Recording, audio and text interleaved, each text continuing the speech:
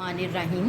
عزیز طالبات، آج ہمارا ٹاپک ہے نظریہ پاکستان، یعنی نظریہ کیا ہے، قوموں کی زندگی میں اس کی کیا اہمیت ہے، اور یہ کہ نظریہ پاکستان جو ہے اس کی تعریف و توضیح اور اہمیت کیا ہے۔ آج کا ہمارا سوال یہ ہے، ہر انسان کسی مخصوص نظریہ کے مطابق زندگی گزارتا ہے اور اس کا وہ نظریہ کسی تہذیبی، سیاسی یا معاشرتی تحریک کے نتیجے میں جنم لیتا ہے۔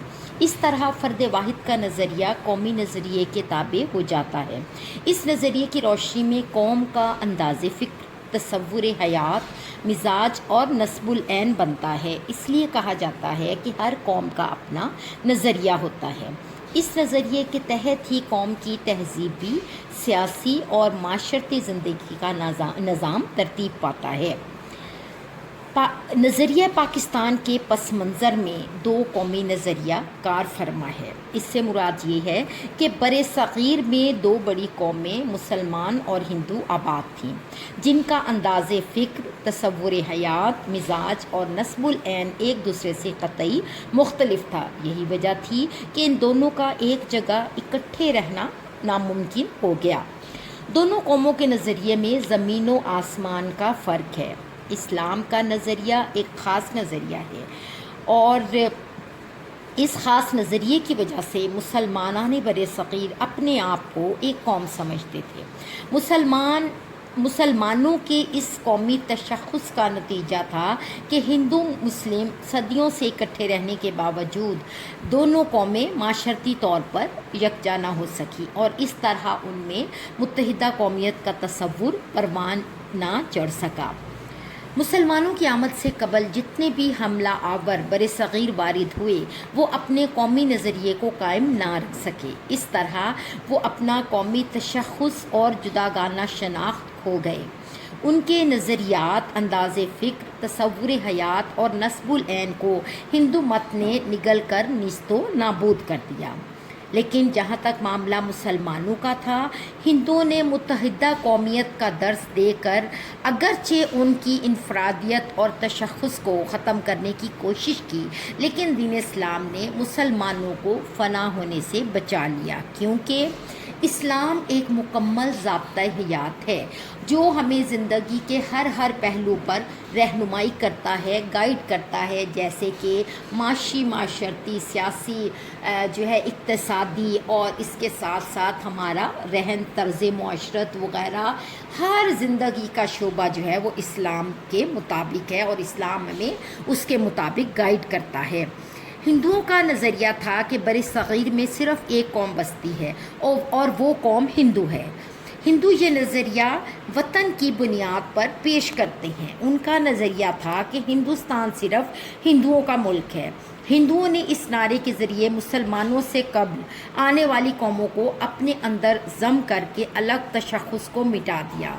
اسلام قومیں اوطان سے بنتی ہیں کے نظریے کو غلط کرتا ہے۔ اوطان وطن کی جمع ہے، یعنی اسلام جو ہے وہ زمینی اور دنیاوی یا اس طرح کے حقائق کو نہیں دیکھتا، بلکہ اسلام جو ہے وہ دین فطرت ہے، دین خیر خواہی ہے۔ اسلام قوم کی بنیاد وطن کی بجائے نظریہ اسلام پر رکھتا ہے۔ نظریہ وطنیت کی عمر اتنی تھوڑی ہے اور یہ رشتہ اتنا کمزور ہے کہ اسلام نے اسے ہمیشہ کے لیے رد کر دیا، یعنی اسلام ان چھوٹی چھوٹی خرافات پر فوکس نہیں کرتا، اسلام ابدی چیزوں پر فوکس کرتا ہے جو فار ایور ہیں، قائم رہنے والی ہیں، جیسے کہ مذہب۔ ٹھیک ہے، مذہب ہر انسان کا ایک لازمی حصہ ہوتا ہے زندگی میں۔ ہمارے لیے اسلام اتنا ہی ضروری ہے جس طرح ہم سمجھتے ہیں کہ ہم سانس لیتے ہیں، کھانا کھاتے ہیں یا ہم اللہ کی عبادت کرتے ہیں، ہمارے لیے ہمارا مذہب ہی سب کچھ ہے۔ اسلام ملت کی بنیاد نظر اسلام پر رکھتا ہے۔ اسلام میں عربی کو عجمی پر اور گورے کو کالے پر کوئی برتری اور فوقیت نہیں ہے۔ چنانچہ دونوں قوموں کا نظریہ حیات ایک دوسرے سے مختلف تھا۔ یہی وجہ ہے کہ سینکڑوں سال یکجا رہنے کے باوجود دو نظریے مخالف سمتوں میں پروان چڑھتے رہے، کیونکہ دو قومی نظریہ پاکستان یا پاکستان کا قیام یہ مسلمانوں کی کاوش نہیں تھی، بلکہ یہ اسلام کا مطالبہ تھا، یا یوں سمجھیں کہ یہ اسلام کا بنیادی تقاضا تھا، کیونکہ جو مذہب جو چیز ایک مکمل ہمیں ضابطہ دیتی ہے وہ کسی اور میں کیسے مکس اپ ہو سکتی ہے۔ چنانچہ یہی وجہ تھی کہ دونوں قوموں کا ایک دوسرے کے ساتھ رہنے کے باوجود یکجا نہ ہونا جو ہے وہ اس بات کی دلیل تھی کہ نظریہ اسلام ہی وہ مکمل نظریہ ہے جو مسلمانوں کو زندگی گزارنے کا ایک بھرپور موقع فراہم کرتا ہے۔ اسلام میں انسان کو اشرف المخلوقات کا درجہ دیا گیا ہے، اور انسان کی تخلیق احسن انداز سے اور پیدائش عین فطرت کے مطابق ہوئی ہے۔ اس کی رہنمائی کے لیے ہر دور میں اللہ کے برگزیدہ بندے رسول آتے رہے ہیں اور لوگوں کو بتاتے رہے ہیں کہ اگر وہ اللہ کے بتائے ہوئے اصولوں پر عمل کریں گے تو اس دنیا میں بھی فلاح پائیں گے اور آخرت میں بھی سرخرو ہوں گے۔ اسلام کے چند بنیادی عقائد ہیں، جیسے کہ توحید، رسالت، قرآن مجید اور فرشتوں پر ایمان، آخرت پر ایمان، ٹھیک ہے، اور اس کے ساتھ ساتھ الہامی کتابوں پر ایمان۔ یہ ہمارے جو ہے وہ اسلام کے بنیادی عقائد ہیں، اور ان کی بنیاد پر ہم جو ہیں وہ اراکین اسلام کو ادا کرتے ہیں، جیسے کلمہ، نماز، روزہ، زکوٰۃ اور حج، ٹھیک ہے۔ اگر ہمارے عقائد اچھے ہوں گے تو ہم اپنے اسلامی اراکین کو یا رکن کو اچھے انداز سے ادا کر سکیں گے۔ اسلام میں اللہ، رسول، قرآن کو مرکزی حیثیت حاصل ہے، جبکہ اس کے برعکس ہندو معاشرہ ذات پات میں منقسم تھا، اور ہندوؤں کے معاشرے میں شرک، وید اور ذات پات اس چیز کو مرکزی حیثیت حاصل تھی، اور یہ لوگ اپنی باقی نسل کے لوگوں سے، جیسے برہمن، ویش، کھشتری اور شودر، یعنی یہ ان کی ذاتیں تھیں، اور جن میں 3 اعلیٰ قسم کی تھیں، اور جو شودر تھے ان سے غیر انسانی اور غیر اسلامی سلوک کیا جاتا تھا۔ یہی وجہ تھی کہ جس وقت اسلام جیسا دین خیر خواہی، دین فطرت اور برابری کا دین آیا، جس میں تمام انسانوں کو اشرف المخلوقات کا درجہ دیا گیا، جس میں کسی انسان کو دوسرے پر کوئی برتری نہیں، نہ عربی کو اجمی پر، نہ اجمی کو عربی پر، نہ گورے کو کالے پر، نہ کالے کو گورے پر، کوئی برتری اور فوقیت حاصل نہیں ہے۔ اور برتری اور فوقیت کا اگر کوئی معیار ہے تو وہ ہے تقویٰ یا خوف خدا، یعنی کوئی بھی انسان چاہے وہ دیکھنے میں کتنا کالا ہو، کتنا غریب ہو، اگر وہ متقی ہے، پرہیزگار ہے، خوف خدا والا ہے، تو وہ ہم سب میں سب سے زیادہ افضل اور بہترین انسان ہے۔ چنانچہ اس ذات پات کی جو ہے وہ ہندو معاشرے میں اور ہندوستان میں ذات پات کی تقسیم نے ہندوؤں کو، خاص طور پر شودروں کو بہت زیادہ ڈسٹرب کیا، اور وہ مسلمانوں کے برابری کے دین میں جو ہے جب وہ مسلمانوں کو نماز پڑھتے دیکھتے تھے، جس میں ایک ریڑھی والا، ایک غریب اور بادشاہ برابر صف میں کھڑے ہیں، جیسے جس کو شاعر نے خوبصورت انداز میں بیان کیا ہے کہ ایک ہی صف میں کھڑے ہو گئے محمود و ایاز۔ محمود بادشاہ سلطان محمود غزنوی اور ایاز اس کا غلام تھا، لیکن جب اللہ کی بارگاہ میں جانا تھا تو کہاں کا محمود اور کہاں کا ایاز، سب برابر کھڑے ہو گئے۔ تو جب ہندوؤں نے یہ دیکھا کہ یہ کیسا دین ہے جس میں کسی کو کوئی بڑا چھوٹا نہیں، سب برابر ہیں، اور چنانچہ شودر لوگوں نے دھڑا دھڑ اسلام قبول کیا، تو ہندوؤں نے اس چیز کو پرسنلی لیا کہ شاید اسلام ان کے مذہب کو نقصان پہنچانے کے لیے آیا ہے۔ اسلام دین خیر خواہی ہے، اسلام تمام عالمگیر انسانیت کی بہتری کا دین ہے، اس میں کسی کو اس میں ہمارے پیارے نبی صلی اللہ علیہ وسلم نے تو جانوروں کے ساتھ، چرند پرند کے ساتھ حسن سلوک کی تعلیم دی ہے، ہم تو پھر انسان ہیں۔ ایک ایسا دین جو دوسروں کے ساتھ خیر خواہی کا درس دیتا ہے، وہ اپنے مخلوق یا انسانوں کو کیسے نقصان پہنچا سکتا ہے؟ چنانچہ اسلام جو ہے وہ اسی وجہ سے دین خیر خواہی ہے۔ چنانچہ نظریہ پاکستان کو اگر ہم غور سے دیکھیں تو اس کے پس منظر میں دو قومی نظریہ تھا. یہی نظریہ تھا تو مسلمان جو ہے انہوں نے اپنے آپ کو ہندوؤں سے یعنی خود سے نہیں الگ رکھا. اسلام نے ہم مسلمانوں کو منفرد رکھا کیونکہ اسلام ایک مکمل ضابطہ حیات ہے. اور اس پر دو قومی نظریے پر کاری ضرب لگائی جب انگریز جو ہے اس نے ہندوستان پر اپنا قبضہ جما لیا. چنانچہ ہندوؤں اور انگریزوں نے مل کر مسلمانوں پر عرصہ حیات تنگ کیا. تو اب مسلمانوں پر یہ لازم تھا کہ وہ اپنے آپ کو کیسے بچائیں, کیسے اپنے آپ کو جو ہے وہ ان دونوں قوموں سے نمایاں بھی رکھیں اور اپنا تشخص قائم رکھیں. چنانچہ اللہ کی طرف سے ان کے دماغ میں یا ہمارے اسلام نے ہمارے دماغ میں یہ بات ڈالی یا ہمارا مذہب ہی اتنا پیارا ہے کہ قدرتاً مسلمان ایک کلمے کے گرد یعنی اللہ کے سوا کوئی عبادت کے لائق نہیں اور محمد صلی اللہ علیہ وسلم اللہ کے رسول ہیں. یا پاکستان کا مطلب کیا لا الہ الا اللہ, اس چیز کو انہوں نے اپنی طاقت کی بنیاد بنایا اور نتیجتاً مسلمان جو ہے اپنی اس عظیم تحریک میں کامیاب ہوئے. مسلمان ایک علیحدہ قوم ہونے کی وجہ سے بر صغیر میں ایک الگ وطن کے خواہش مند تھے تاکہ وہاں وہ اپنا نظریہ حیات, تہذیب و معاشرت اور قانون کو اپنی انفرادی اور اجتماعی زندگی میں نافذ کر سکیں. اور اس کے لیے ضروری ہے کہ ہندوستان کے جن علاقوں میں مسلمانوں کی اکثریت ہے ان پر مشتمل ایک الگ ریاست قائم کی جائے تاکہ وہ اپنی جداگانہ قومیت کی بنیاد پر اسلامی اقدار و روایات کی ترویج اور ان کا تحفظ کر سکے. یعنی بر صغیر کے ان علاقوں میں جہاں مسلمانوں کی اکثریت ہے, جیسا کہ بر صغیر کے شمال مشرق اور شمال مغرب میں قدرتاً جو ہے مسلمانوں کی اکثریت تھی.